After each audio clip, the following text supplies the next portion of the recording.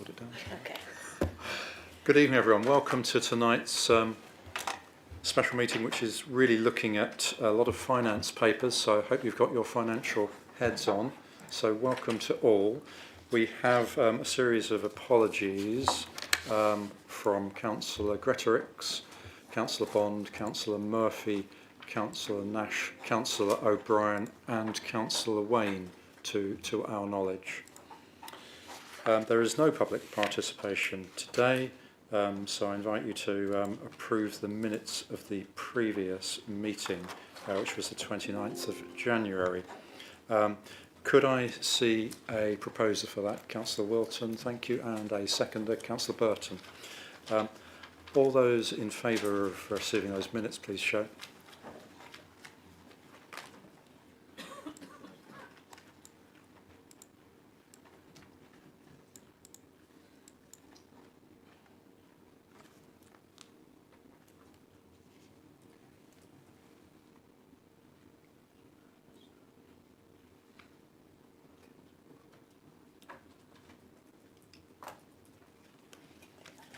Okay.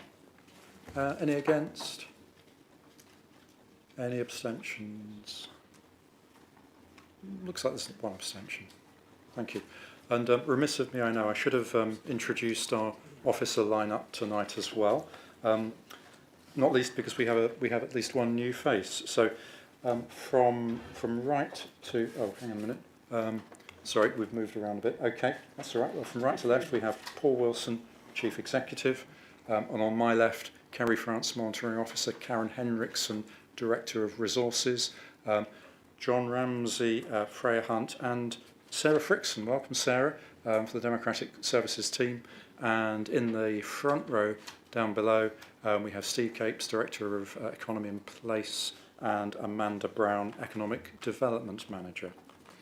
So without further ado, we'll move on to item 4. Do any members have any interests that they wish to declare? Thank you. Councillor Franks.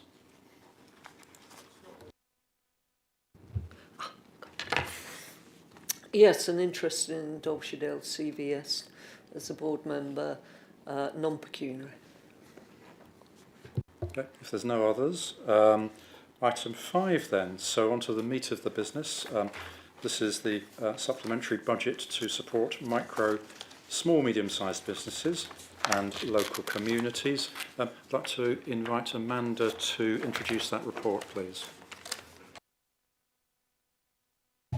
Oh, I've gone red. Sorry, I've not used this system before. I'd like to start to introduce the report by reading an extract from an email that's been sent into Council. I've never actually had this happen with a report I've written before, so I did have to take advice over how we treated it. And the advice was that I would read an extract out to you. It's written from Dr. Peter Dewhurst, who's a Wirksworth resident and also chair of Business Peak District. I'm sure a number of you will be aware of Business Peak District that represents businesses across the wider Peak District, covers the whole of the Dales, and Derbyshire Dales have supported the organisation for a number of years, I think from its inception about 10 years ago. So he's put, I'm writing to you both in my capacity as chair of Business Peak District and as a resident of Derbyshire Dales in relation to agenda item 5. I would like to begin by underscoring the success of the economic development team in supporting local businesses. I have received Business Peak District membership feedback about the value of the grant scheme in helping businesses to grow and decarbonise their operations. It is within this context that I am writing in support of the proposal to extend funding for the Rural Innovation Grants. Indeed, I see the grant scheme as directly supporting Business Peak District's vision of a Peak District that will grow and be a distinctive, high-quality rural environment with an enterprising, growing and sustainable economy in which businesses act with a social and environmental conscience. In supporting businesses via a continuation of the Rural Innovation Grant Scheme, I hope we can help businesses to grow thrive in the Peak District, and in so doing begin to stem and even reverse the talent drain out of Derbyshire Dales and the wider Peak District, thereby breathing further life into the economy. So that's just for interest. The email can be circulated, and there's also the Business Peak District priority points. The report that we have before us, I've outlined the work to date that we've done as the economic development team, with the funding that's all been external funding to deliver the prosperous and sustainable communities and businesses that we've identified in the corporate plan. The figures that we've given you highlight it has been a success. It's been value for money, and we've delivered impact across every one of your wards and right across the district over the previous 3 years. I think back in the autumn, I circulated a list of businesses and communities that each one of you had benefited from. We've now come to the point where that funding, that external funding, has dried up. It's not there anymore. As a rural district, our rural businesses and our communities are not seeing that external support. So the proposal is that we use some of our reserve money that we've accumulated in part over the years, but in part to come over the coming 2 years, to fund a continuation of the programme that will help to continue to build our rural business base, but also our communities, because the two are very intertwined. As a rural district, you'll be as aware, and I've worked for over 20 years with rural funding, and the best funding that is applied to areas is where you combine funding for community development with micro and small business development, because the two are so intertwined. It's the same people we're supporting, and that's been, it's got a proven track record. We want to build on that, to take forward. Significantly less funding has been available in the past, but I still believe that we can make an impact across the area with our businesses and for our communities, but also for our people coming through. One of the things that I think we're all aware of is the skills development. We want businesses that are producing good paid jobs that have skills development for people, particularly our younger generation, that we want to retain in the area. And this is a way that we've demonstrated does work, that we can look to the next 2 years to see that continue to add value in the area. We did some of you will recall, it was actually about last March time, we did a refresh of the economic development plan. We had some KDAR consultants helped us to do that. And one of the issues they highlighted, which was really quite a stark fact, was we have quite a disparity within the Dales between female and male wage levels. The female wage levels are substantially lower. And that is a real issue, and will continue to develop if we don't try and stop it. As I've looked back over the last 3 years of the Rural Innovation Grant and the Community Grant Scheme, we've actually supported 34% of female-owned businesses. And that is a clear way that we can help to bridge that gap between that gender pay gap. And that's a piece of work I think that we could take forward over the next 2 years. It'll hit our corporate priorities and really address an issue that was raised that none of us want to see. With our own grant fund, we could specifically target the female entrepreneurs coming through. We know that as a district, you'll have seen start-up businesses within your own areas over the last few years, even into the difficult times we've had. We've got people in our area that have got an entrepreneurial spirit. Young people are very much looking more towards self-employment, You know, there's a shift there. Over the last 12 months, and this is just using one stat, there's lots of stats we can look at, but over the last 12 months, Derbyshire Dales, from the start-up work that's been delivered across all the districts in Derbyshire, we had the highest take-up of people starting up their businesses.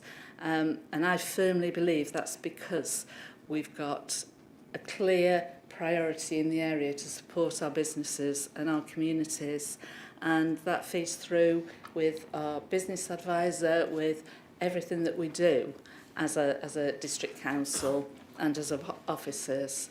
And if we can, you know, in the next 2 years, at least look forward and bring forward the funding to support that, I think it's very much a case of if we don't do it ourselves, nobody else will come in and support our businesses.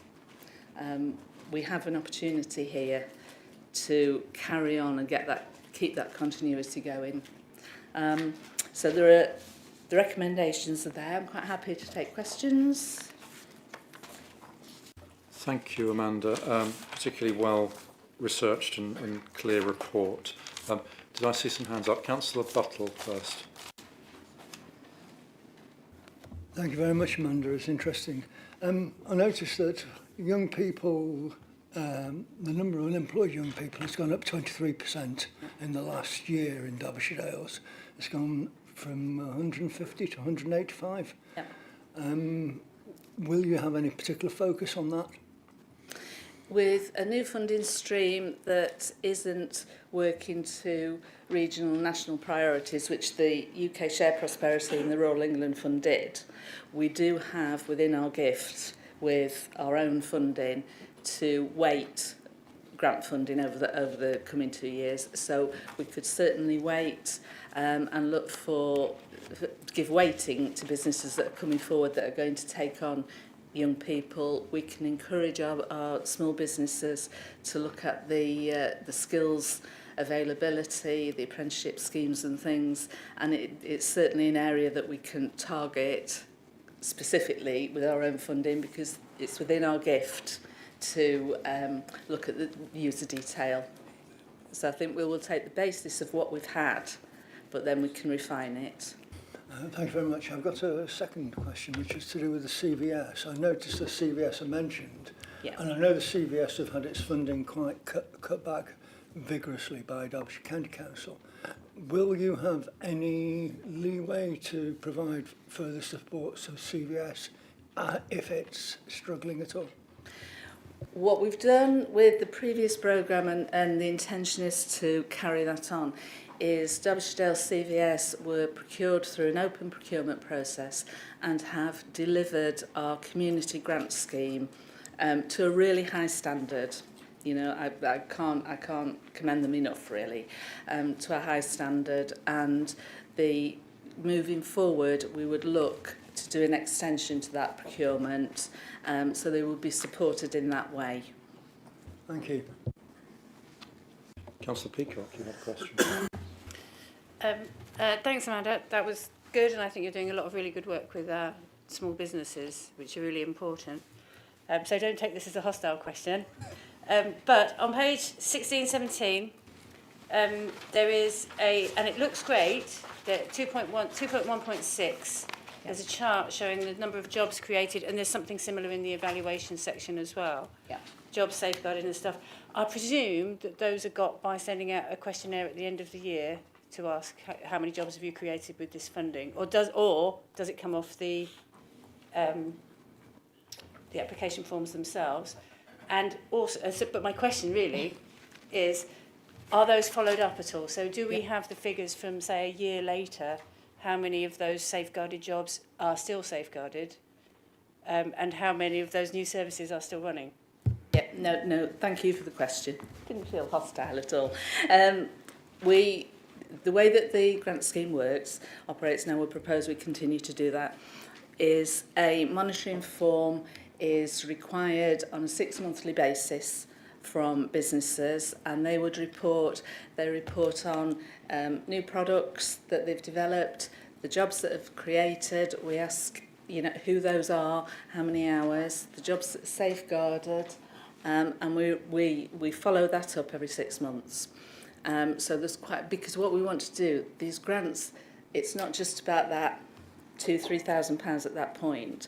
We're actually drawing in the business community so that we've got proper dialogue with them, we can help them, we can point them in another direction. So the monitoring reports, once a business has had a grant, are followed up, they report back. If we identify that maybe there's concerns around future jobs or safeguarding jobs, we can get in additional support for those businesses. They do have to tell us that, you know, they've actually achieved the job outcomes. They are real jobs. They're not just forecast. So absolutely. And I think ongoing monitoring and developing those relationships with our small and medium businesses is really key, because that's where we can help identify opportunities. We can assist in supply chain. You know, if they've got a problem with a distributor or something, we can do that additional work with them. So it's not just about giving a sum of money and then that's it. It's about that ongoing relationship with the businesses. Councillor Hughes, I think you had your hand up first. Thank you, Giles. Thank you, Roger, sorry. Amanda, thank you. It's a really good, interesting report. I wondered, are we getting any support from EMCA, or are we anticipating getting support from EMCA in the future, given that they are responsible for economic development in the EMCA region? They are, and the direction of travel is very much with the larger businesses. There is no indication at all that there will be rural support across the business community or for micro and small businesses in the short term in terms of grant support. So we really are on our own now. We've come off the back of European funding. We've, you know, the rural development through central government, that has gone. And no, in terms of EMCA's support for our micro and small businesses, we have nothing that I'm aware of in the pipeline. In that case, when it comes to moving this, I'd like to add an amendment, a further point to the list of points that you put down in your report concerning with communication with EMCA. Thank you very much. Thank you, and I've got that here and I'll read that out in a few moments. So, Councillor Maelstrom. Thanks, yeah. I just wanted to clarify the numbers. Clearly there's sort of been a catastrophic drop-off in the funds available to both these schemes. So are we talking about 300,000 over 2 years, which would be 200 for rural innovation and 100 for community resilience? So that's 150,000 per year? Yes, yes. What was it before, just so we can do a direct comparison? For the Rural Innovation Grant Scheme, for the last 12 months, which was actually only an 8-month programme, it was 427,000. I think that was correct, or around the 400 mark. For the 2 years previously on that scheme, it was 900 and just over 900,000 for the Rural Innovation Grant Scheme. Sorry, so the 427 was just last year? This was just last year, right. Yeah, that's just ending. And prior to that, it was just over 900,000 for 2.5 years. For the Community Resilient Grant Scheme, it was 230,000. So yeah, so we have got a substantial drop. I think this is the absolute minimum as I looked at what we could deliver. I totally understand the financial situation that we have in the coming 2 years that's within the budget. This is really the bare bones of what I think we could deliver with, to have an effective outcome. Do you want to come back on that at all? No. Councillor Martin Burford. Thank you, Chair. Yes, I'm not sure if this is in the report. I may have missed it, but approximately how many new businesses have been established in the Derbyshire Dales in the past, say, 12 months or 3 years, whatever, especially since COVID? For new businesses. Yes. The programmes that we've operated, we actually outsourced our start-up support to Derbyshire County Council, along with the other districts and boroughs across Derbyshire. We actually, for the last 12 months, have had the highest new start businesses of all the districts, and we had 14 in the last 12 months. And that is pretty representative of a year on year. 14 doesn't sound a massive number, but when we look that they are businesses, new start businesses that have come in with a wraparound support service, so our longevity is good within the Dales because they've got that ongoing support. But we're topping the table. Can I ask if all of them apply for a start-up grant, or is it only a small proportion of them, or what's the proportion? Sorry, I perhaps misunderstood the question. Those are the ones that have had grant support. The actual start-up numbers I haven't got at my fingertips, but I can certainly get those and I'll send them to you. But we've got, we've got a pretty robust base which has been built on our business support offer over many, many years, and that's what we need to keep that. We need to keep that funnel filled. Thank you, Amanda. Excellent report, by the way. Thank you. Oh, Councillor G. Yeah, Amanda, thank you. I'd just like to explore this issue that you've highlighted with relation to wages of females against males. Yeah. Because could you sort of explain what you mean in terms of, because, in my sphere of influence, in terms of young people, the challenges are just as high for men and women. Young people growing up, they've got challenges. So what exactly are you saying there? Because, minimum wage applies to both men and women. Yeah. So are we at a different level? It does, but it says they come into the workplace. They show a disparity of £269 between men and women, and that's because we've got a lot of females that are doing the lower paid, yes, at minimum wage, but the lower paid part-time seasonal work. And what we want to do is to see more of them rise through the ranks to be doing, having the management roles, the business owner roles, and that's where the disparity comes. It's everybody is, you're quite right, on a level playing field to start, but it's that movement through businesses that we see that, well, the facts tell us that the males are getting the higher paid jobs.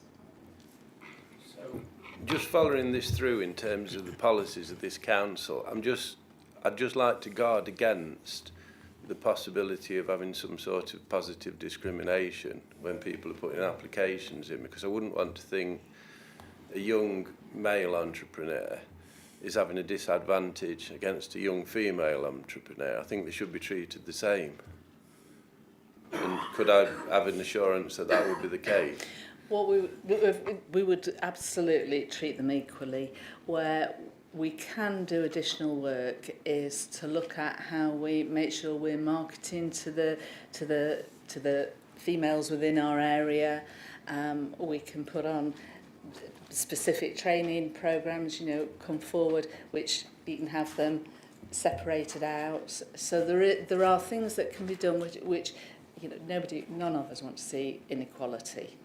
It's about we have to do something to move that inequality that we know we have now in the wage levels. But I can have an assurance that, with all these limited amounts of funding available for grant funding, there isn't any likelihood that these are going to be channeled in terms of sex. No, we couldn't do. When people apply for that. We couldn't and wouldn't discriminate on that basis. What we would do is look at making sure that our promotion, our targeting is across both, and helping getting training schemes into the area that will help to move people up the skills ladder. Okay, thank you. Councillor Slack. Thank you, Chair. Thank you, Amanda. A very good report, really good, and it's encouraging to see so many businesses in the Derbyshire thriving. But I've got to ask the other side of the coin, how many businesses have had support haven't failed, unfortunately? Have you got a record of how many? Yes, because I have a record, because I would be mortified if they did fail. From the time I've been in Derbyshire Dales, which is just 2.5 years, we haven't had one that we've supported that has actually gone to the wall or failed. Now, I would like to say there is a little bit of luck in it, but I think the majority is making sure that when we bring businesses forward and we're working with them, we give them really robust advice. We're honest. If we don't think parts of the business plan will work, then that is said. We can look at additional support that can be brought in. If we did have a business that needed HR support or something like that. But I also know that there is an element of there's external pressures. And look, but under the programme we've done, there hasn't been any failures. Thank you. Okay, if there's no further questions, we have a proposer, I believe, in the form of Councillor Hughes. So there's 4 recommendations on the report already. Are you supporting all of those and wishing to add your recommendation 5? Yes, I support all of those, and I'd like to add the 5th one that you have in front of you. I will now read out that additional recommendation, and then we'll seek a seconder, if that's okay. So the new recommendation 5 as proposed is that the Council writes to the East Midlands Mayor asking her to, 1, note the excellent work undertaken in support of smaller enterprises and women-run businesses in Derbyshire Dales, and the impact of that support in rural areas of Derbyshire, and 2, to ask her to support that work in future years, not only in Derbyshire Dales, but across the EMCA region. So you all understand what that means. Councillor Flitter. Thank you, Chair. Yeah, I'm certainly going to second that. I think this is an excellent report.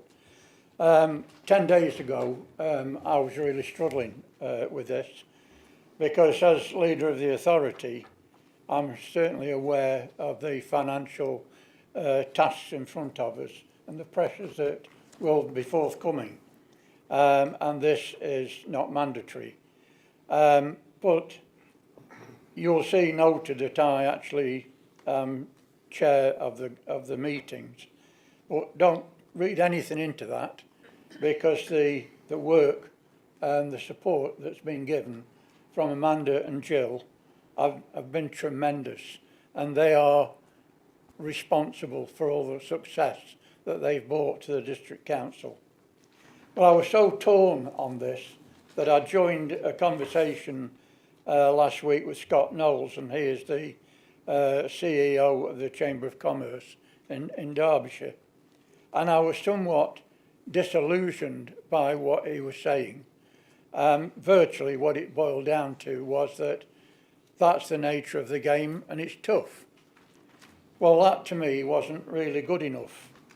And you've seen all the figures, you've seen what Amanda has put before you, you've seen the success, the number of jobs that we've created, the companies that we've saved, the infrastructure. Nobody else is doing this work.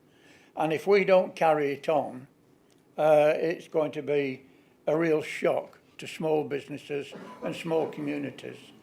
So my support really goes, I want to urge people to support this, because it makes us a leader, this council's a leader in Derbyshire. When we outturn the Derby City, and that is something to be proud of, and supporting our local communities in the way that we do is only good for this council. I certainly support this. I support what David has added, because I think it's an important point. But I also would like to say that hopefully is changing, because the Strategic Leadership Board is restructuring. And it's going to be restructured in a way where there will be that avenue to get our views across. It isn't there yet, but we hope to get there. So to remind the Mayor of what we're doing is only adding to our cause. What we're told, and what we were told a week ago, is that it's 2029 or more, or 2030, when any monies for development in the Derbyshire Dales and the rural areas will even come to us. But as been pointed out to you, a lot of that money will go into the cities and it won't come to our communities. So to support them while we can is not only a feather in our cap, but recognised as the hard work of our economic development team. And I commend the report. Thank you. Well said, Steve. Okay, so we're now into debate. Councillor Buttle. Thank you very much. While we're writing a letter to MCA, I'm going to support this. While we're writing the letter to MCA, could we have a small paragraph detailing the support that our younger people are going to need with their transport to college, their access to work, the older people's access to health, all that through the bus services that need to be part of an integrated transport system, which MCA is responsible for and part of our futures. So if you could add that, please, I'd love it. Thank you. Well, I think we're seeking a form of words probably at this point from you. Do you think you could put that together in the next few minutes, please? Can I say something? I'm pretty sure Amanda is on top of this.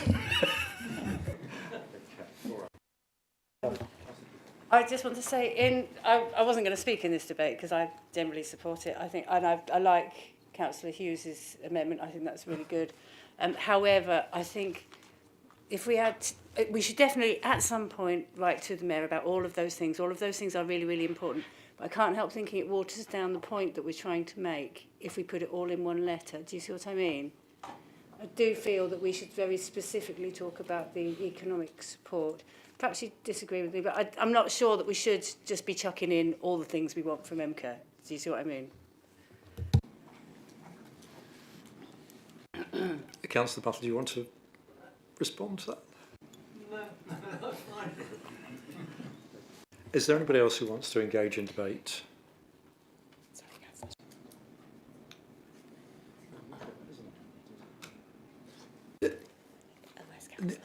Neil, is that actually an amendment there? I mean, you've heard it. No, it's not, is it? No.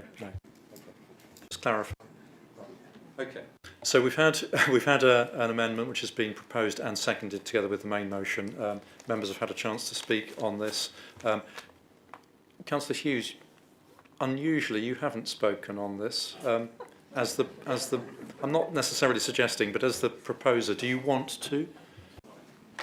Well, I think I'd just echo what Steve said about MCA and the issues associated with MCA in terms of the access to the board by what we are, which is a non-constituent authority. We don't have any voting rights, although, as you know, Roger, the decisions are made more or less by consensus in MCA, and therefore we do get an informal input into decisions. I think we're pushing it an open door, to be honest, because I think MCA understands that they are rather biased towards urban areas and away from rural areas. So I think if there won't be any objection to supporting us, the issue will be one of budget. Thank you. Okay, thank you. In which case, can we now have a show of hands in support of the 5 recommendations? All those in favour, please show.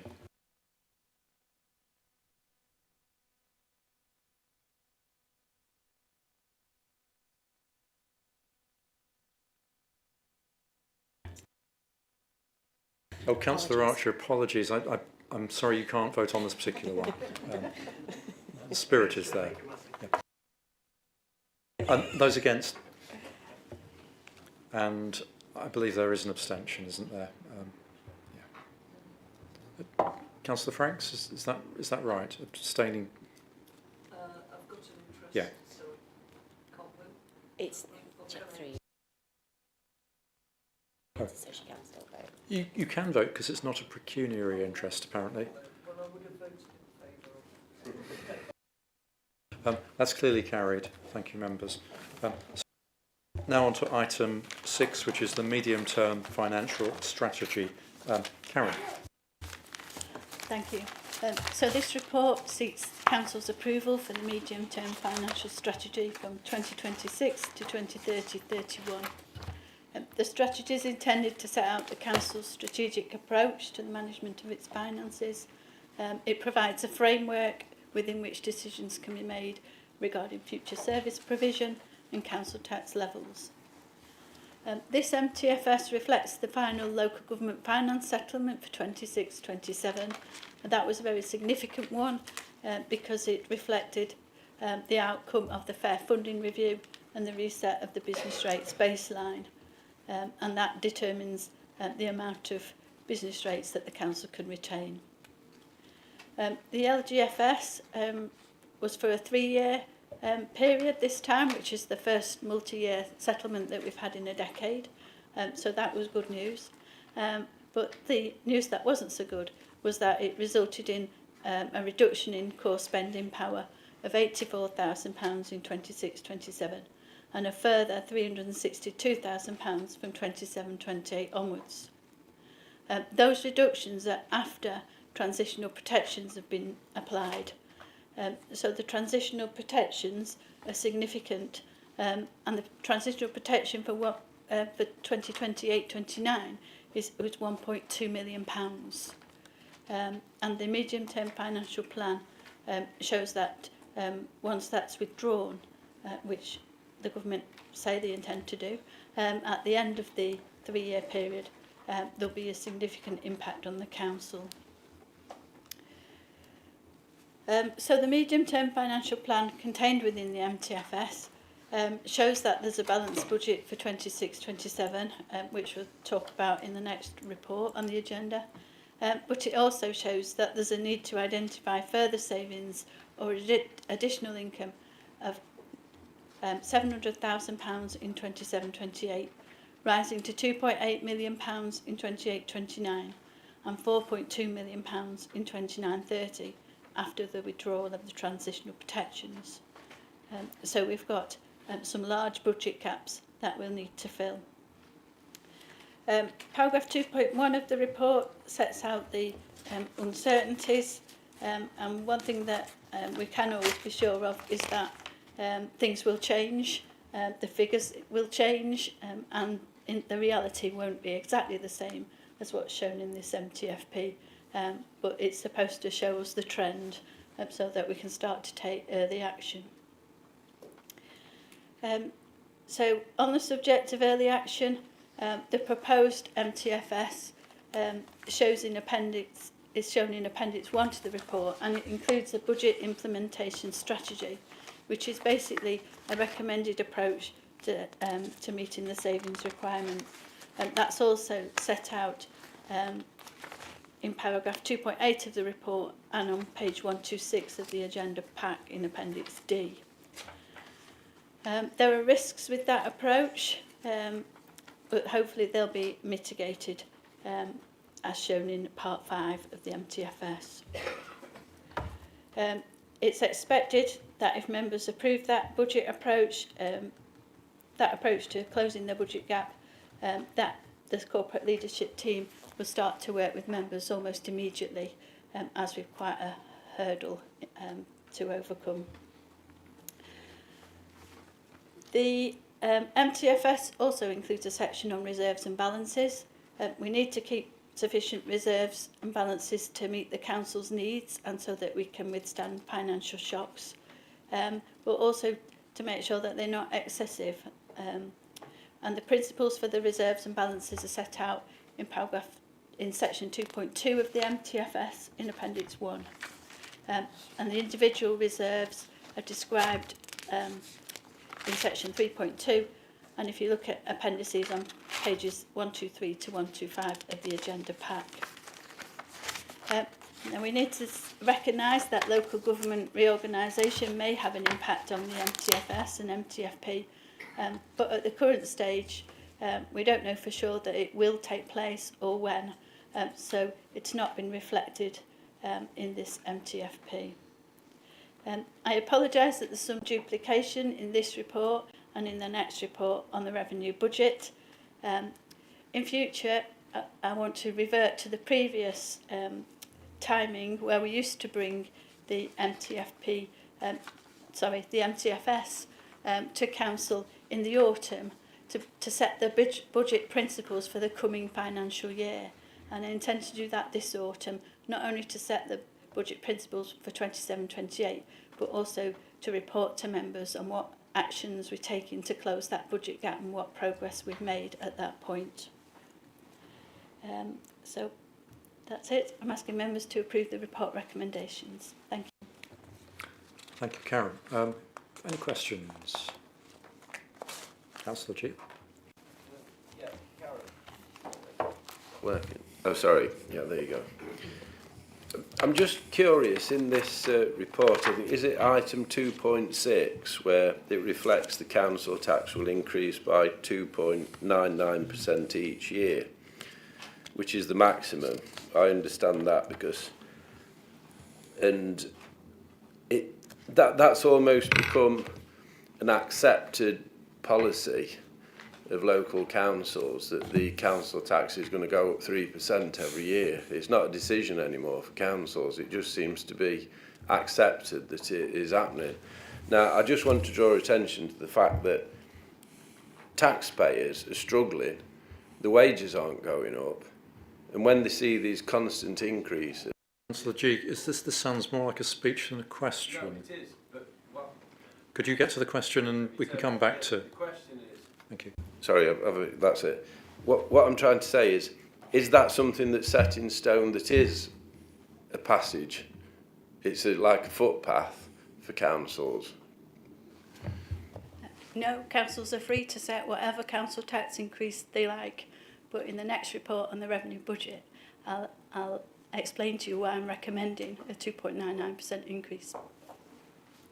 That's what I wanted to hear, an answer like that. Anyone else? Councillor Wilton.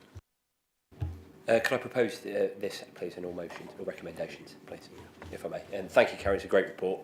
I think we've got a challenging year in front of us to try and meet those targets, and I think we'll be looking forward to coming back to members and hopefully with some better news. I think we're looking forward to in the autumn. Thank you. Okay. Councillor Hughes, are you seconding? Yes, I'd like to. Yeah, I'd like to second it. Thank you. I'd point out that the figures in the table of, which show 13 and 14 million, and in terms of net, in terms of net spend, those are net spend, and the actual budget for the actual amount in 2026-27 is shown in chart 7 on page 23 or 111, which is £23.7 million. So that I gather is the total revenue for the district, and in future years we're going to be asked to reduce that by 4 million. So 4 million over 23 million is over 20%. Is getting on for 20%. So I think we're in for a hard period going forward, and we're going to have to work very hard to achieve parity on that. On that happy note, so we've had a proposer and a seconder. Is there anybody else who wishes to enter into debate? Yes. Councillor. It's just to say a big thank you to Karen, who gave a briefing to the Conservative group and answered lots of pretty challenging questions. So thank you very much, Karen, for the report and for your time. Okay, so we've had a proposer and a seconder. If there's nobody else... Oh, sorry. Yes, Councillor Buckley. it's just to confirm, Karen, on page 97 of the report, chart 1.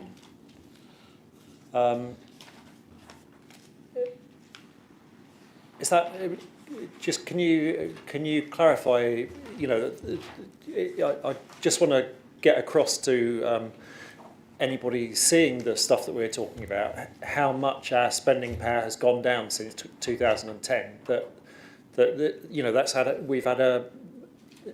Can you confirm that those figures which are shown in there are accurate and that's just that's how much we've lost as an authority in that length of time, and that it hasn't got better. It's not getting better in the short term.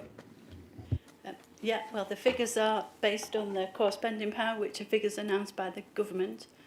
So that reflects what they see as our funding needs. So it's the total of government grants, income from council tax, and income from business rates. And it has declined. Around about 10 years ago, we had to make significant savings. I think we saved around £2.3 million at that time. So a lot of the easier savings have already been made. And in this recent budget round, the corporate leadership team and corporate and senior managers spent quite a lot of time going through the budget figures. We looked at previous years' underspends, tried to see the nature of those. One of the big reasons we've underspent in the past is staffing, that we've had high staff turnover. And we decided that in effect we were overstating the budget because we weren't making an allowance that was sufficient enough for staff turnover.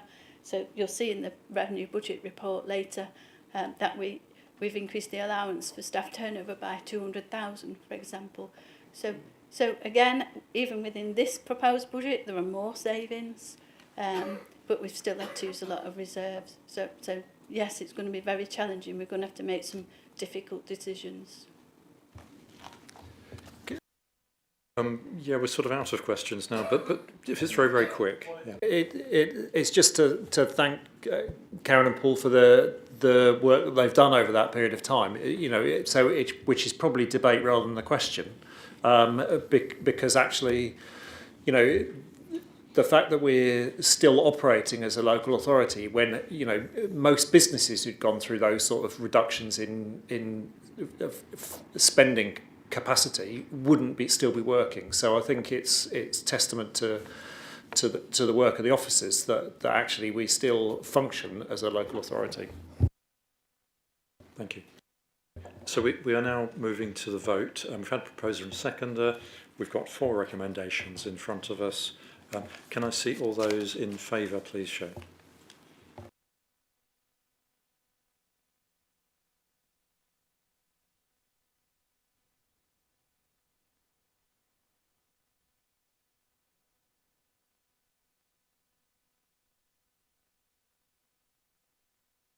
And any against? And any abstentions, please? No. Thank you, members. Item 7, the capital programme update, which is pages 129 to 142 in your pack. Karen, again, please. So the capital programme update, that's the council's plan of spending on capital projects. So I'm sure members know that's things like buying land, erecting buildings, improving buildings, buying vehicles, large pieces of equipment, or on grants to other bodies for those purposes. So the first part of the report presents an update on progress of spend against the capital programme for 25-26 up to the 31st of December, the end of quarter 3. And details of that is given in Appendix A and in Part 2 of the report. The capital programme for 25-26 has been reduced from £20.7 million to £19.3 million, and it's proposed that just under £1.8 million be carried forward into 26-27 as slippage. And the projects subject to the slippage are set out in paragraph 2.5. I will say that this is the first time in a long time that we've had such a high proportion of the capital programme delivered in year, because we've had a history of projects being slipped. And it's thanks to my colleagues in Steve's department that the Ashbourne Reborn scheme has been delivered on time, or is expected to be fully financed within this financial year. There are some overspends in 25-26, and those are explained in paragraph 2.6 of the report, and there are a few other minor changes set out in paragraph 2.7. The rest of the report deals with changes to the capital programme for future years up to 29-30 and the associated financing. There's only one new bid this time, and that's for £10,000, which was a bequest, and we're proposing that that be transferred to Overhaddon Parish Council for them to spend it. The bequest indicated that it had to be spent within that area. The revised capital programme is shown in Appendix A and totals just under £28.5 million, and the financing is shown in Table 5. Most of the financing comes from grants and contributions, especially for Ashbourne Reborn, with the rest coming from capital receipts and reserves. Without those grants, our capital programme would be much, much smaller.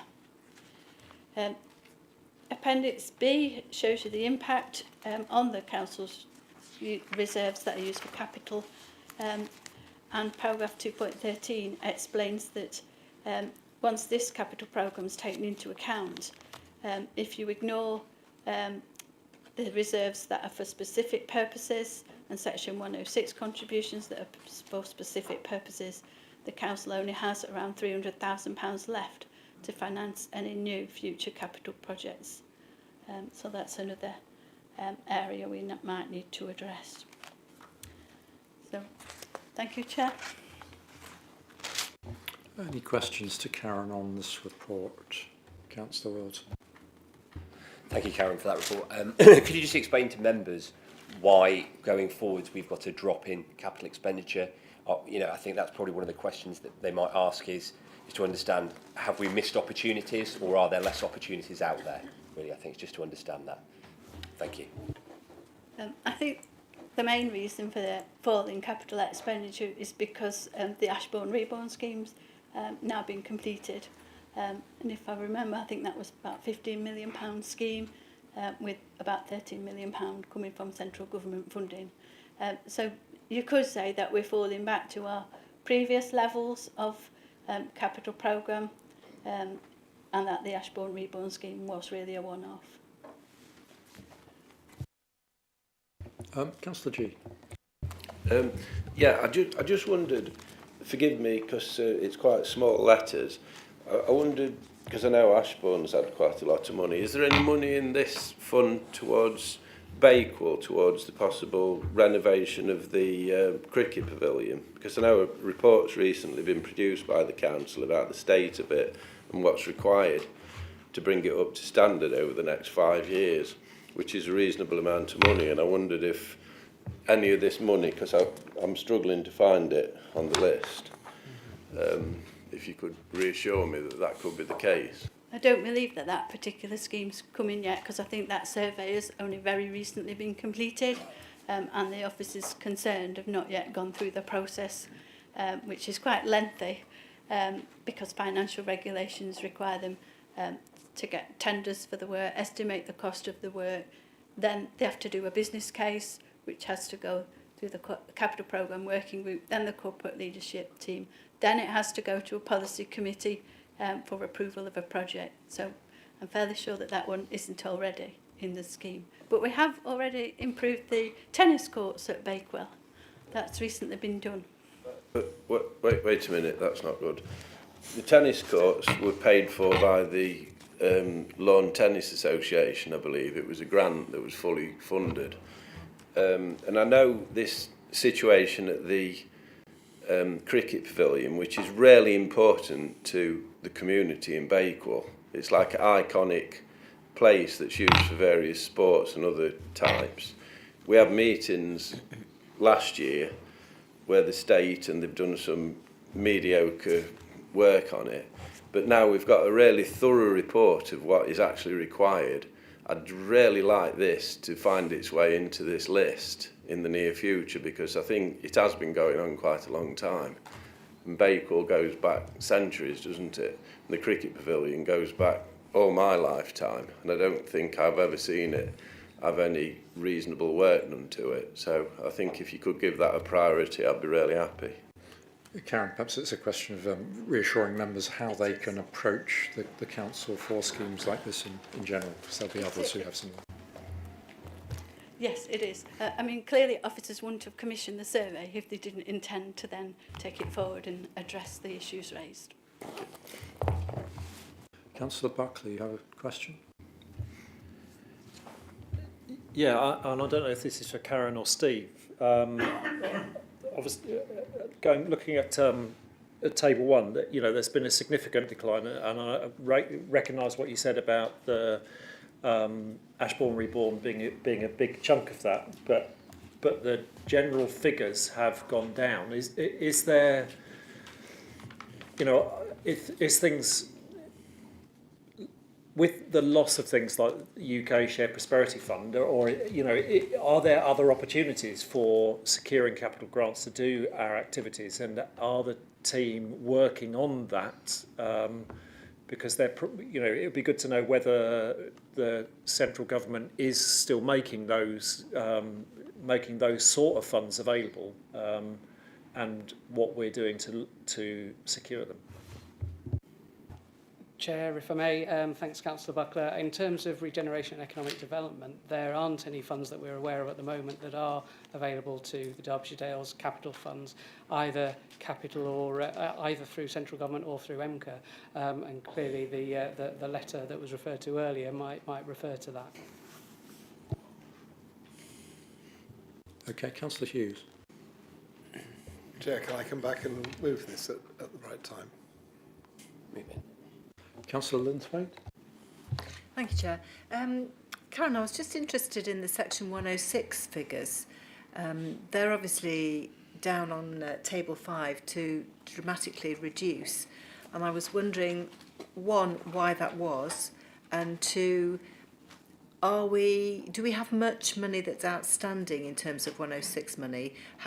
How easy is it for us to collect that money? Is it coming in as it should do? Thank you.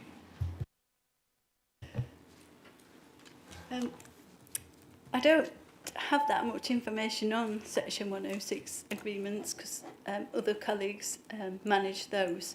But the figures in the table will reflect the projects that managers have brought forward that use Section 106. So clearly a lot of it is used for housing, and I know the housing team have that in mind when they develop their strategy.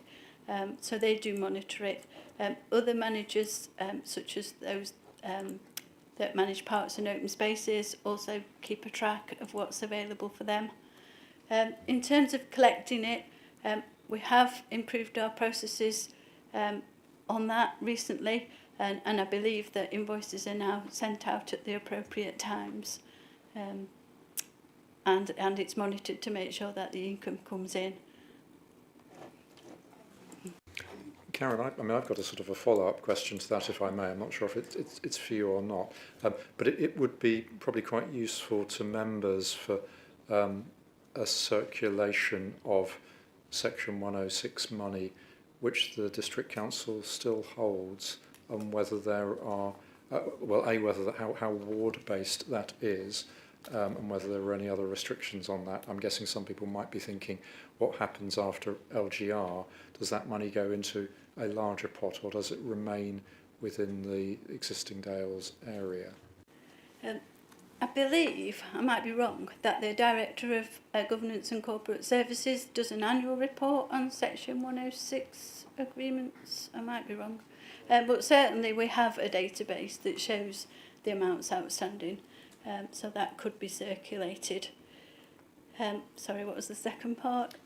It was to seek some assurance that if Section 106 money at the moment is earmarked for work within Derbyshire Dales, it remains so? I believe that the planning agreements that lead to the Section 106 agreements usually specify that it's got to be used within a particular location for a particular purpose. So if LGR did take place, then those agreements would remain. No, oh, yes. Councillor Lees. Thanks, Chair. Yeah, recommendation 4, Karen, the 60,000 for the tractor.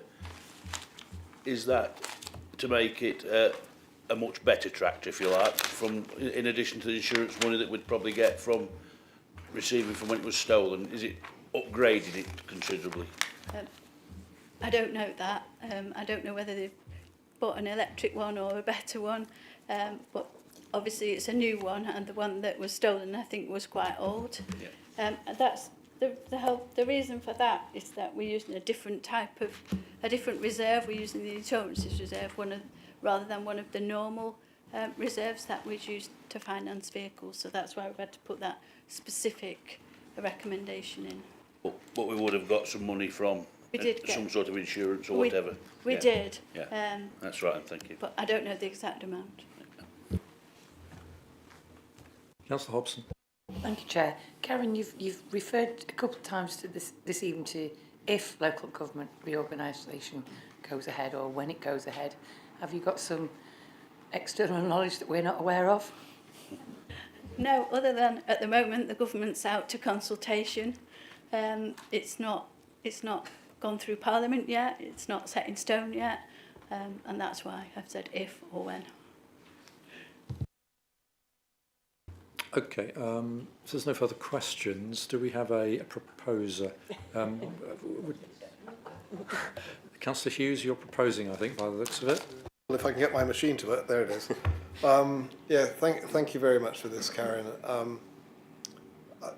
We're in a position where much of our capital spend is non-discretionary. It's dictated by external sources because the money comes from external sources. So we spend it on those things. So even Section 106 funding, capital expenditure is on housing or something like that, or not on. It can't be used at our discretion. So the amount we have to spend in a discretionary manner is very, very limited. Turning to the major capital expenditure this year, which was from Ashbourne Reborn, and I note that there are various councillors from other parts of Derbyshire Dales that look upon this with some concern that so much money should be spent on one town. But of course, you have to recognise that the initiative didn't come from Derbyshire Dales; it came from from local people in Ashbourne. The Ashbourne business community, Ashbourne Town Council, the Methodist Church, various people like that. And they put forward proposals for funding from government. So this isn't funding that went to Derbyshire Dales that could have been spent anywhere else. It had to be spent in Ashbourne. So my suggestion is that other towns and villages adopt the Ashbourne approach and seek opportunities that can be put through the district council, or put through the county council, put through the new unitary authority to improve their location. I'm speaking as the Ashbourne Reborn Programme Board Chair in saying that. I would also like to give credit to Laura Simpson and Giles Dan, who enabled us and the team to deliver that project to time and budget, more or less, but I think in an extremely effective way. And I think that also gives us credit due to Steve Capes, because he's bringing. It's not only that success, the success of Ashbourne Reborn, but Amanda Brown's first paper to this council that falls within Steve's area of responsibility. So I think I'd like to thank Steve and all his team for the excellent work they do in economic development and in redeveloping parts of Derbyshire Dales. Thank you very much. Okay, looking for a second. Councillor Wilson. I'll second that, please. Councillor Archer, you had your hand up. Thanks, Chair. Yeah, it was actually a lot of what Councillor Hughes just said in response to Councillor G's comment about Ashbourne having a lot of money spent on it, and also just more broadly to the group, that the initiative did absolutely come from local businesses, local residents. Ashbourne Town team already had the plan in place, which meant it was able to become a bid, which was then successful with the District Council support. And even perhaps more relevant to Councillor G's issue with the pavilion, there was a very similar excellent model of how to try and get funding and work with the council and external groups for the Ashbourne Sports and Community Partnership, who were again a group of local volunteers in a very dilapidated pavilion and changing room facility in Ashbourne. They worked really hard to look at different funding from bodies like the FA, Football Foundation, Sports England and so on, and then work with the council to get it a fantastic new pavilion facility for the town. So again, that came through local initiatives, local people working in conjunction with us and many other bodies. So as we do seem to have limited access to funds coming through these traditional routes, just to again encourage everyone in the room to look at those other routes and encourage our local community leaders, business people, etc. to engage and work together in the same way as Ashbourne Town team and the Sports and Community Partnership did in Ashbourne, because it's had some absolutely fantastic outcomes and improved the town to a fantastic level. Any other members? Councillor G. Yeah, thank you for Councillor Archer for his advice on that, and I do agree with him to a certain extent, but also the point is the money that we spend, the money comes into us, we prioritise it where we want, and I'm just trying to get the best for Bakewell, as he would try and get the best for Ashbourne. And the vast majority of the money on Ashbourne Reborn was from a government levelling up fund that I think Boris Johnson arranged, so that we decided to push that way. I'm happy that the £10,000 is going to be, I mean, this is money that was donated by a resident who left the property in the will to the council. This is item 3. I'm happy that that is eventually finding its way to Overhaddon, and that's important because that was part of the arrangement we made when we agreed to sell the house. So I just hope it's with them as soon as they can, so they can use it for their capital projects as and when they want to. So yeah, I will support this, and I just hope that next time we see one of these papers there is some money for Bakewell as well. Thank you. Councillor Hughes. Chair, can I come back on that? Because we had no discretion about where the Levelling Up Fund money went. It was money that was assigned by government to a particular set of projects in Ashbourne. We had no discretion about where that money went. It had to go on those projects. Those projects, the work on those projects has been evaluated by MHCLG, and if the money had been diverted to in other directions, we would have lost that money. So he is completely wrong in saying that we had discretion on how that money was spent. It was spent on Ashbourne projects because that was where it was allocated. Okay, I think we've debated this one enough. We've had a proposer and a second. You've got 7 recommendations in front of you. Could I see a show of hands in support of those, please?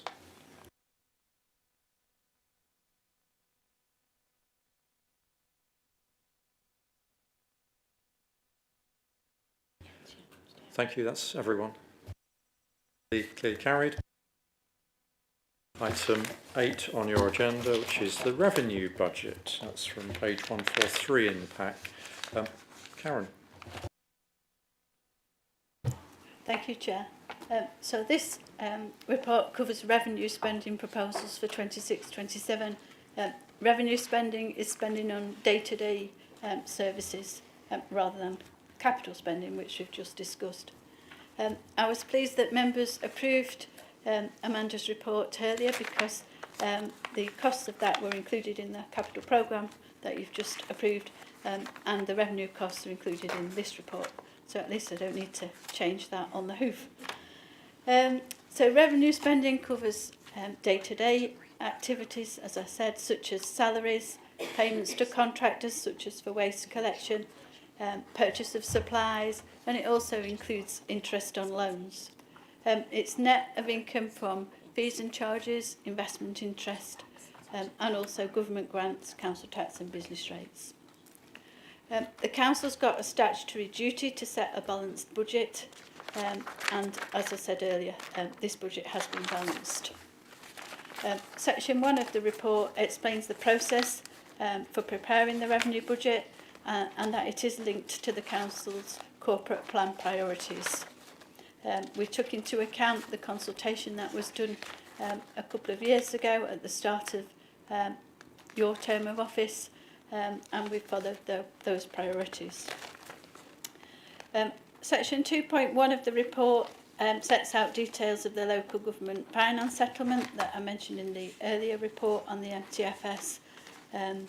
So I won't go over that again, other than to say that this budget for 26-27 does include a one-off adjustment support grant that's part of the transitional protection measures, and that was for £333,457, and that reflects the government's recognition that the settlement was released very late. The final settlement only came out in February, and so they've given us this one-off adjustment grant of £333,000 to compensate for some of the grant losses. Section 2.3 of the report shows the proposed budget and council tax requirement for 26-27. So the proposed budget has actually been balanced by taking £1.2 million from reserves. That's not sustainable. We couldn't do that every year, and we'd soon have no reserves left. But it is permitted under our medium-term financial strategy, as I believe it's an exceptional use of reserves, given the late notification of the local government finance settlement and the lack of time to come up with a savings plan before setting this budget. But what we need to do, as I explained in the earlier report, is come up with a sustainable plan in future. Table 2 of the report, in paragraph 2.3.4, shows the district council element of the council tax requirement. This excludes parish precepts, and that's increased from £7.75 million in 25-26 to £7.97 million in 26-27. And the reasons for the change are set out in Appendix 3, with those significant ones being in Table 3 of the report. So you can see there the changes in income and expenditure within the budget. Section 2 of the report shows the council tax requirement and the proposed increase for the Derbyshire Dales District Council tax, which is 2.99%, which is an increase of £7.30 a year on the Bandy council tax, 14 pence a week, to take it to £251.37 for 26-27. That's within the referendum principles set by government. Now, the reasons I'm recommending a 2.99% increase are, firstly, it's in line with inflation. CPI at the moment is 3%, so it's not an above inflation increase. Secondly, the cost of council services has been impacted by inflation, just like everybody else. And if we didn't increase council tax to cover the rising costs, we'd have to reduce the costs of delivering those services, or reduce the standard of services, or reduce or make service cuts. If we froze the council tax, we would lose £231,000, which again would have to be addressed by service cuts or increased use of reserves, which isn't sustainable. This proposed increase means that there are no service cuts in this budget, although we have had to use reserves as well. If we increase the council tax by 2.99% for 26-27, it provides a higher level of council tax to help balance the budget in future years. If we didn't increase it by now, effectively we lose that £231,000 in each subsequent year. So instead of having a £700,000 gap next year, we'd have a gap that was almost £1 million. So it will help with the future. And finally, the government has assumed we'll set a 2.99% increase when it worked out our grant entitlement. But more than that, as part of the transitional protection arrangements to receive the additional protections in 27, 28 and 28, 29, it said that that's on the assumption that we will increase our council tax by the maximum amount to show that we're playing our part in raising funding for council services.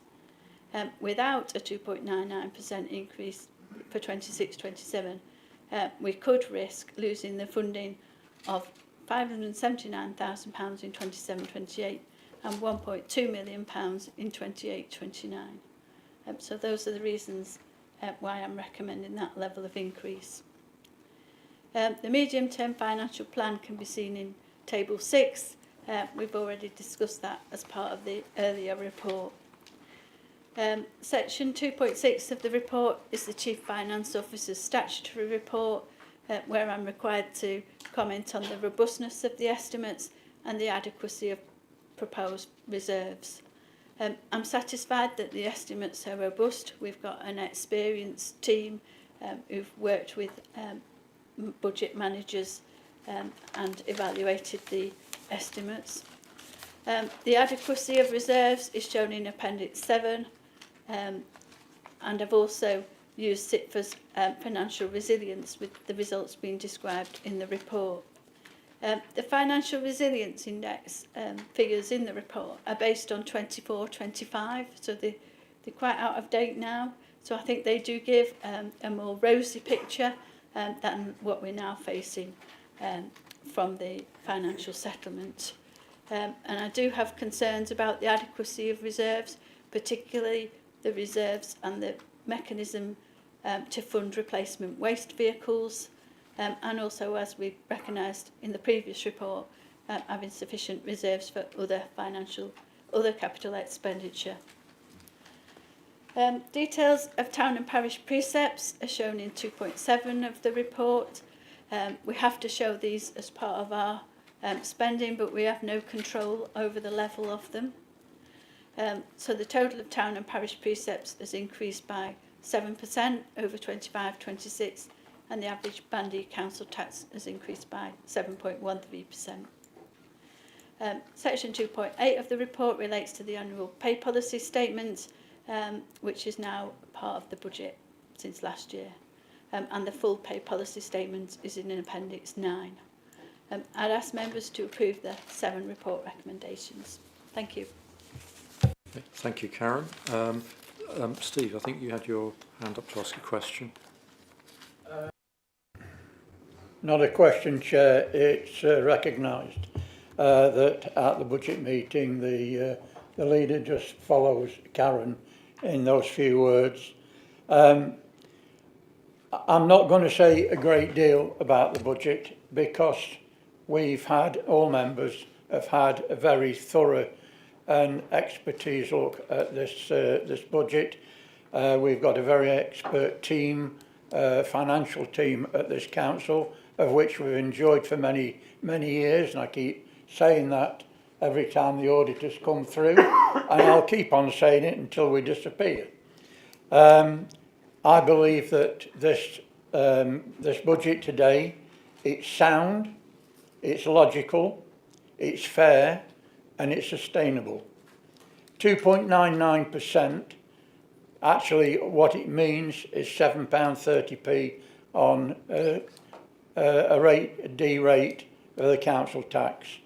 Now if you look at that and what that means, then you have to look at the county, the district and the fire authority, and the police. And what that means to us, it's minuscule. and we're keeping that at a level of which we can survive. The other point is that I'm like many, I don't like being told what to do, but 2.99%, if government say that our funding next year relies on this council putting it up that amount, then I don't think we've got a choice in trying to do anything but support the officer recommendation. And I want you to remember what this actually means. For this year, it will mean that the bins can still be emptied, which is an important factor to the people of Derbyshire Dales, that we provide a service which is sustainable. We've seen how our leisure facilities and the dangers there, and our parks are green flagged, and we actually are doing quite well on that again. All I can say is that we have to keep this at a level where we can operate this year, because we've got two major contracts, and if we can't afford to actually join those contracts with waste and leisure, we're going to be in trouble. And next year, which we have to look forward to, we have to think about the people of Derbyshire Dales. If we go for a zero council tax freeze, what does that mean to us? People will be thinking, well, people in Amber Valley won't have so much to pay in their council tax for harmonisation if this goes ahead. So, but we've got to think about our residents, people of Derbyshire Dales, throughout, not singularly Matlock, Bakewell, Wirksworth, wherever. We have to look at the Derbyshire Dales as a whole. Now, I've said that we have that staff there giving us their professional view, and I fully support and commend this budget for adoption. And when it comes through at the time, Chair, where you want it moved, I will move that. Thank you, Councillor Flitter.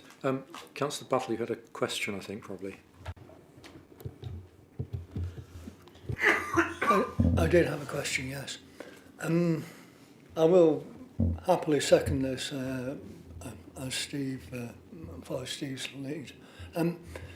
Karen, the people who are watching this on YouTube probably don't really look at the detail quite as much as we do. Are we using 1/10 of our reserves, 1/4 of our reserves, and what kind of, like, is it just sort of like, are we going to lose 1/3 in 2 years of our funding? Like, really simple way to look at it, just so that people know quite what we're dealing with here.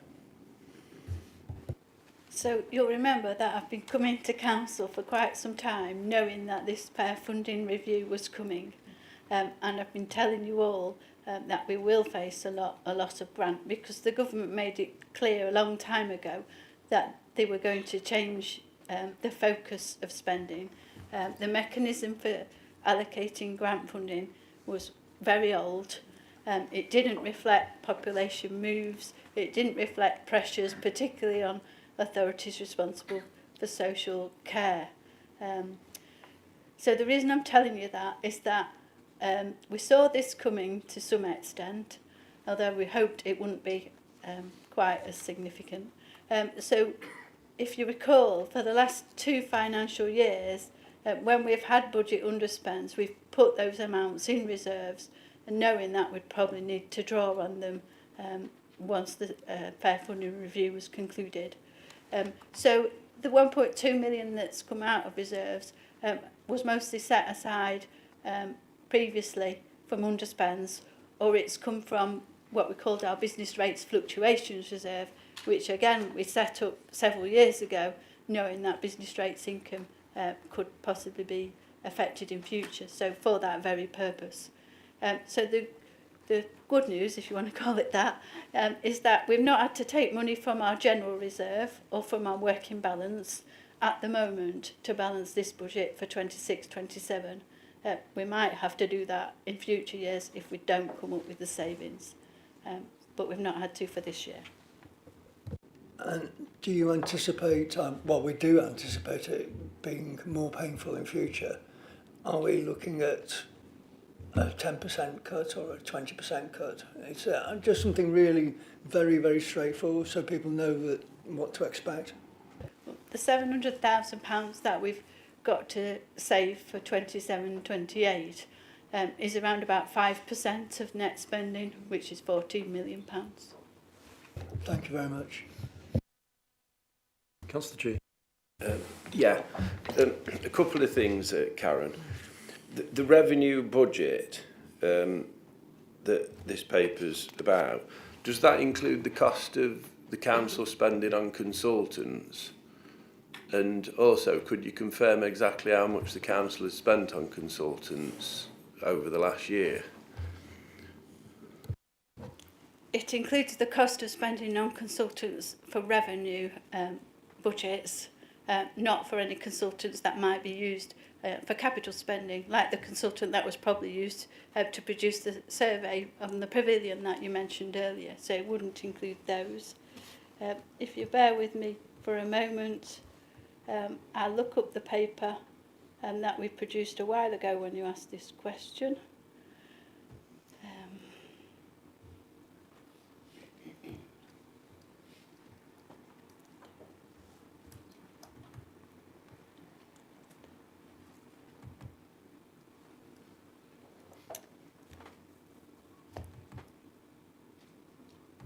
Point of order, Chair. If Karen's just going to represent a paper she's already given to Councillor G, why are we waiting? This seems inappropriate to waste all of our time. This could be done outside the meeting. Could I come back on that? Just briefly, yes.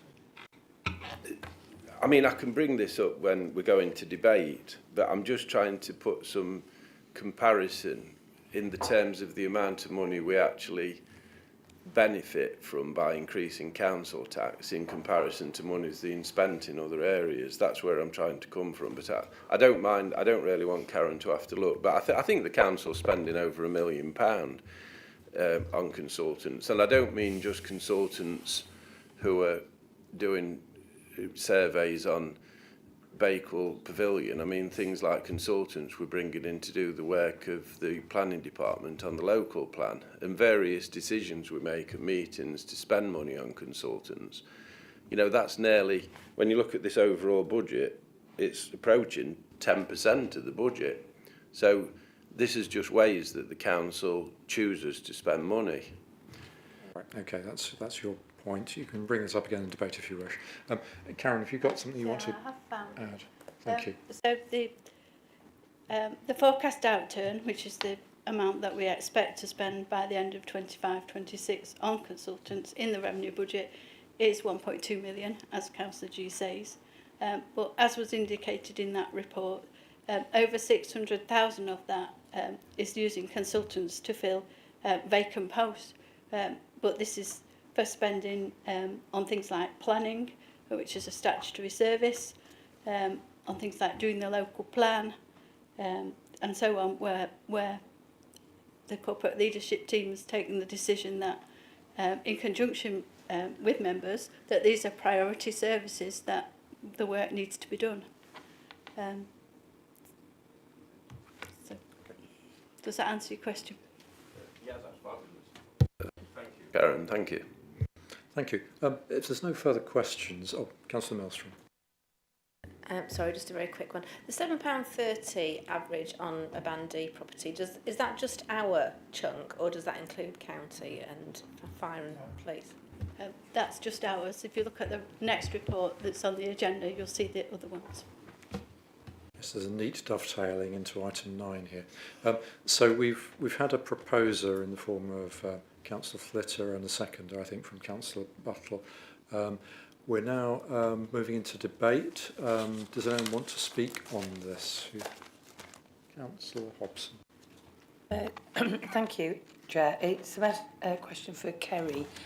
she'd sent an email to all councillors that some of the reports that are we've got from these consultants, we'll be able to see them, all councillors, unredacted, but I'm just waiting for an invitation for all councillors for that. And also there's lots of members of the public and residents who are very interested in seeing some of these reports. So I'll look forward to hearing from you, Kerry.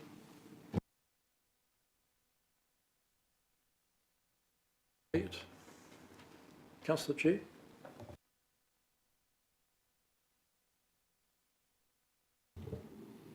Yeah, I just want to point that this recommendation at the beginning, which is where the council tax setting comes from, I'd just like to highlight the fact that, you know, when I talk about 1.2 million being spent on consultants, and Karen's confirmed to us that when we choose to put council tax by 2.99%, it benefits this council by £230,000. So that's the perspective behind it. But at the end of the day, it seems like the council is being blackmailed by the Labour government. Well, I understand that this Progressive Alliance has got a slight problem there because it's almost like the tail wagging the dog. Well, it's not one tail, it's two. But taxpayers are struggling, as I've said before. And it's not just £7.30 or 3% in 1 year, it's over 5 years. That turns out to be £50. You know, when you're paying £3,000 a year, some people are struggling and they're not having pay rises. So it surprises me that we're in a position, and I know Councillor Flitters mentioned about the possibility of freezing council tax. That's not being suggested, but I did sit on a council for 12 years, and I remember 6 years of that where we did freeze council tax, and the council managed because it looked after its spending. Now, we don't seem to have a choice here because we're being blackmailed by the Labour government to say, put it up 3%, otherwise we're not going to give you this and that. And that's wrong to me, because we should have a choice to make a more conservative judgment and maybe put council tax up 2% instead of 2.9%, because that really matters. When we have these meetings where we're struggling with people who can't pay council tax, and we have to make decisions of how to help them out, because everybody in this day and age is struggling. The cost of fuel is going to go up, the cost of heating, petrol, food in the supermarket, but the wages aren't going up. So when we make a decision to put the council tax up, it's serious for a lot of people. So I'd just like to put that in the chamber so you can think about it. All right, okay. So thank you, members. We've had a debate on that. Just before we move to the vote, I can remind you, this is from the monitoring officer, that just in case you were wondering, as council taxpayers yourselves, you do have a special dispensation to vote on this matter. So we've had a proposer and a seconder. Okay, Councillor Flitter, of course. That's right, yeah. I just wanted to come back in winding up this debate. Councillor G brought a couple of interesting points up there. And it's quite right that all councils spend far too much money on consultants. And I think we all agree on that. But we have to look at the team we've got, the expertise we've got, and the capacity that we've got. And we are a small team. So we do have to rely on paying extortionate amounts of money for consultants. And we were discussing that at the Leaders Strategic Leadership Board only a couple of weeks ago. And all councils are in the same position. The smaller the team gets, the more priority we need to look at consultants. So, you know, I can see where he's coming from on that. He did mention that I did mention the council tax freeze, and that was because we had a leaders advisory group meeting not long ago, and Councillor G favoured a zero, you know, council tax freeze. So I was just trying to highlight to him the reasons why that should not be put. And, you know, I take his point about people wagging tails, and it does seem like that sometimes. But let me assure you that we live in the real world and we have to adapt to the situation that we're faced with. And from that, I wholeheartedly support this budget setting. Thank you. So, members, we're now moving to a vote. Can I see all those in favour? Oh, request for recorded? No, it has to be recorded. Oh, it has to be a recorded vote. My apologies. Okay. So there's 7 recommendations, which we're taking all in one go here for the revenue budget, and as you say, it's a recorded vote. John. Through you, Chair, the recorded vote for item 8. Councillor Archer. For. Councillor Bates. For. Councillor Boynton. For. Councillor Buckler. For. Councillor Bull. For. Councillor Martin Burfoot. For. Councillor Sue Burfoot. For. Councillor Burton. For. Councillor Buttle. For. Councillor Chapman. For. Councillor Dobbs. For. Councillor Edwards Walker. Against. Councillor Flitter. For. Councillor Franks. For. Councillor Froggatt. For. Councillor G. Councillor Hobson. For. Councillor Hughes. For. Councillor Lees. For. Councillor Linthwaite. For. Councillor Melstrom. For. Councillor Peacock. For. Councillor Ripton. For. Councillor Shelley. For. Councillor Slack.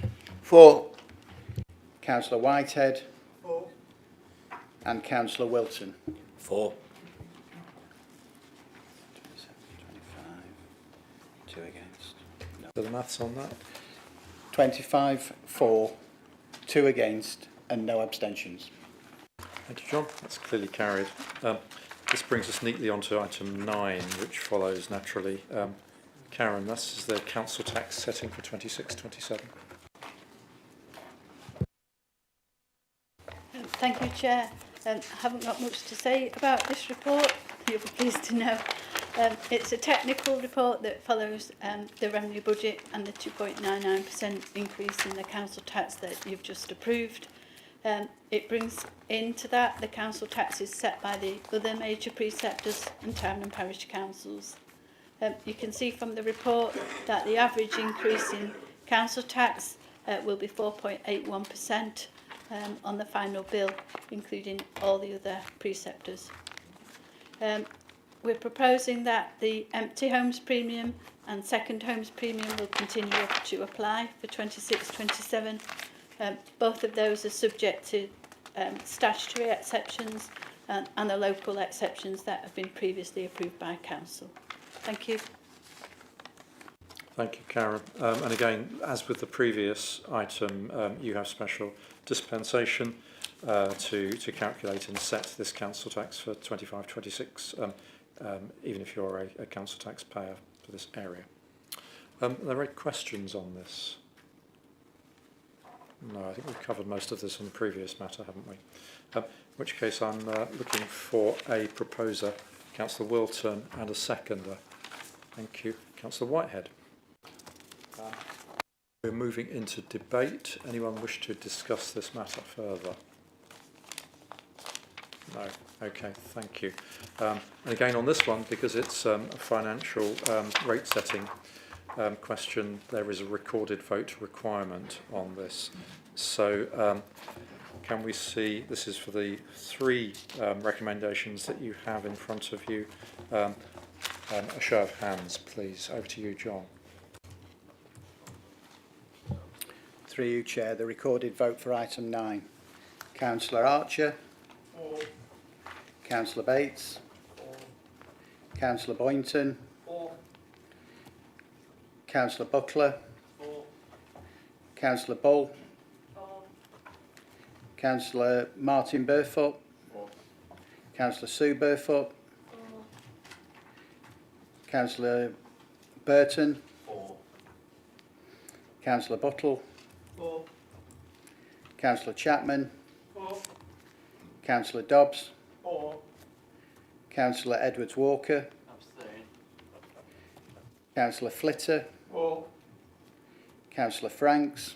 4. Councillor Froggatt. 4. Councillor G. Abstain. Councillor Hobson. 4. Councillor Hughes. 4.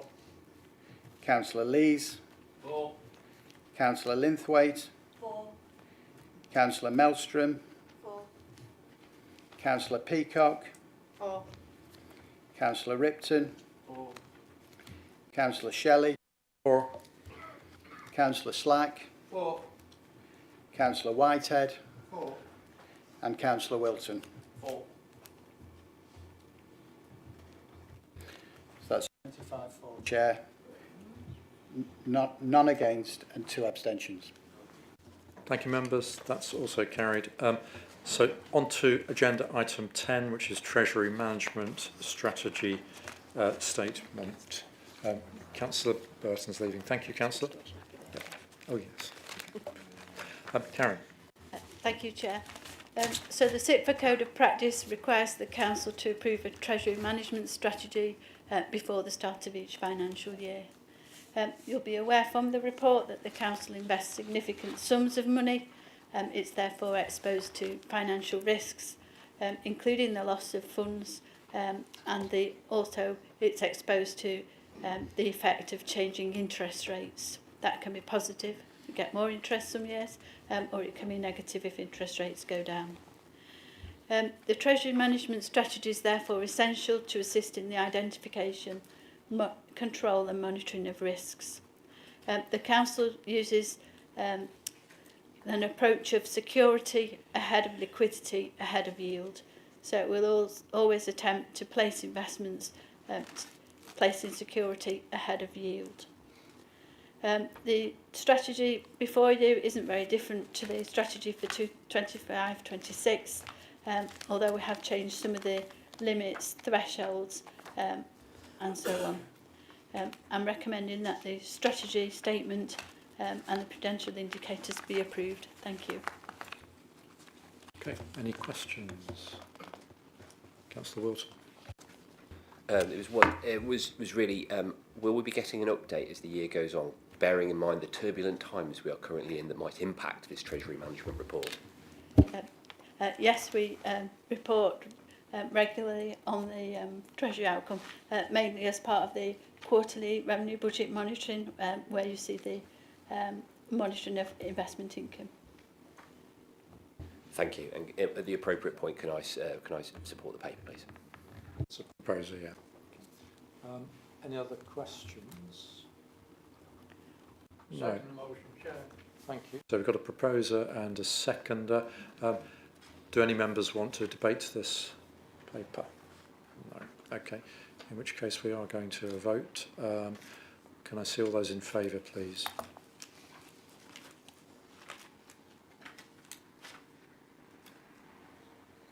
That's everyone. That's an MCON. Thank you, members. That's passed. Item 11, final item on the agenda tonight, Capital Investment Strategy Report. Karen, you again. Thank you. So this report seeks approval for the Council's capital strategy, minimum revenue provision policy and corporate investment strategy, which are attached as appendices to the report. The purpose of the strategy is to provide a high-level overview of how proposed capital expenditure and capital financing are aligned, and to identify the implications for future financial sustainability.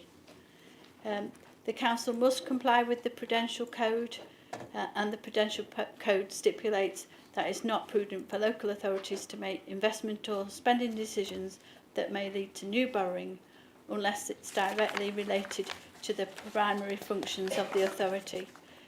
So a local authority can't borrow purely for commercial investment. So we couldn't acquire a hotel in another part of the country or abroad just to yield income. We're not allowed to do that. If the Council intends to borrow from the Public Works Loans Board, and required to verify that our spending plans don't include the acquisition of assets primarily for yield. We've never done that and we don't intend to. So the strategies and statements in front of you that we're asking you to approve haven't been changed very significantly from 25-26 because we consider that they have worked effectively. So thank you. Any questions? Councillor Maelstrom. Sorry, I'm not on. Could you just clarify the reference to a pension fund deficit at paragraph 233?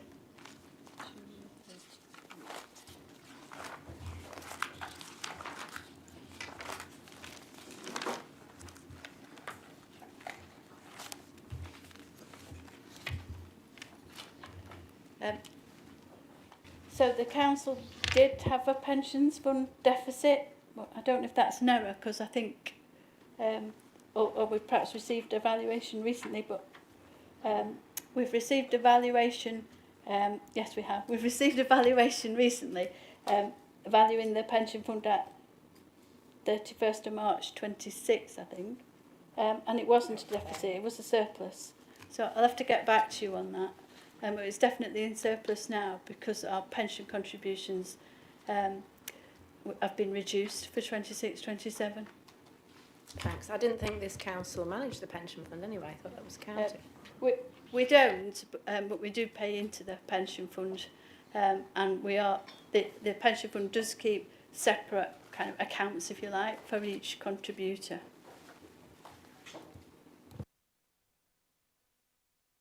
Councillor Buttle. We have had some fairly exciting and enthusiastic sessions in here about investing in housing for people for the future, affordable housing, and we have a strategy in development and what have you. Will this affect the ability of us to take that forward? We would be able to update our policy in year if we decided to invest in housing and the amounts that we wish to invest exceed what we've set here. We are allowed to increase, amend it in year. Yeah, excellent, thank you. Councillor Wilson. I was going to propose this paper if I could please. Thank you. Yes, Councillor Butler, you're seconding. Any debate on this from members? No. Okay, we're moving straight to the vote then. Thank you. All those in favour, please show.